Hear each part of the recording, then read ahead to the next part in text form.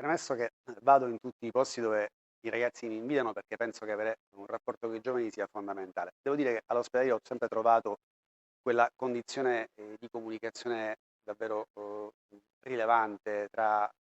platea, tra giovani, tra studenti e persone che vengono a discutere di problemi che possono essere professionali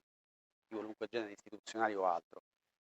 Ho trovato quella intelligenza e quella curiosità che è fondamentale nei giovani e chiaramente ho anche trovato quella possibilità di trasmettere quel minimo di emozioni che devono essere collegate alle funzioni che vengono svolte. Io penso che i giovani abbiano come compito quello di svolgere al meglio il loro ruolo nella società fin da subito, perché comunque oggi sono già componenti di una realtà importante che è quella sociale, ma poi in prospettiva per esserne anche la guida e devono farlo con passione, con intelligenza, ricercando il logos che è tipico dello studio della materia